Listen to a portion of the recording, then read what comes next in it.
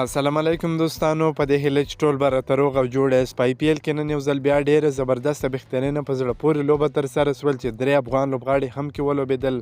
رحمان الله ګربز نن یو ځل بیا خپل استعداد ښکاره کړ، خپل د مټو زور یې ښکاره کړ. یو ځل بیا د خپلې لوبډلې دپاره ډېره زبردسته بهترینه لوبه ترسره کړل.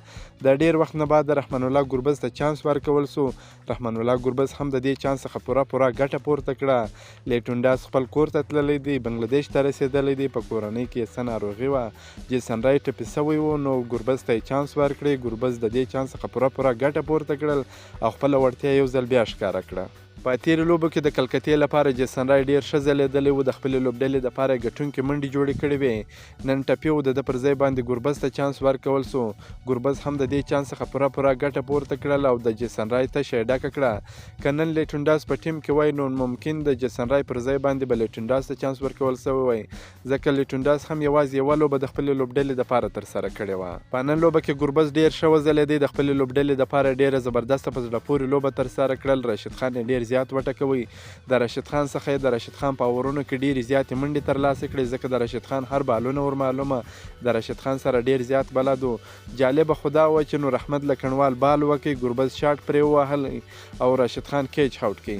نو ډېره زبردسته بهترینه لوبه یې ترسره کړل. ورسره ترڅنګ نور احمد لکنوال هم ډېر ښه وځلېدی. 2 ویکټ یې د خپلې لوبډلې په ګټه ترلاسه کړې.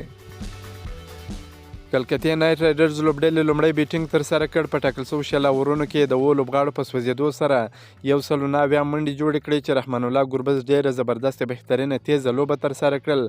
په 19 بالونو باندې 81 چټکې منډې جوړې کړې. 15 څلوریزې و شپږیزې په بیټینګ شاملې وې. د ګجرات لوبډلې لپاره بیا محمد شمع ډېره زبردسته بهترینه توپ اچونه ترسره کړل. په 4 اورونو کې 33 منډې ورکړې، 3 مهمې ویکټ یې ترلاسه کړې. راشد خان بیا په 4 اورونو کې 50 منډې ورکړې، کمې ویکټ یې ترلاسه نه کړه. جوش لیټلي بیا په 4 اورونو کې 25 منډې ورکړې، 2 ویکټ یې ترلاسه کړې. افغان تنکي ځوان نور احمد لکنوال بیا په 4 اورونو کې 21 منډې ورکړې، 2 مهمې ویکټ یې ترلاسه کړې. د 109 منډو هدف په تعقیب کې ګجرات ټاینټس لوبډلې توپخانه پیل کړل چې د لوبې په 18.15 اورونو کې یاد هدف ترلاسه کړ. دغه په زړه پورې لوبه یې په 7 ویکټو سره وګټل.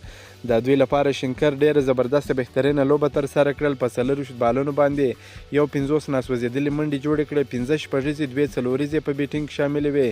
شبمن ګیل 49 منډې جوړې کړې، ډیوډ میلر 32 منډې جوړې کړې. د کلکتې لپاره هرشیت رانا، هنډر رسل او سونیل نارین یوه ویکټ ترلاسه کړل. ګجرات ټاینټس لوبډلې دغه لوبه په 7 ویکټو سره وګټل. که مو دا ویډیو خوښه سوې در سره لایک کړئ، د خپلو ملګرو سره هم شیر کړئ.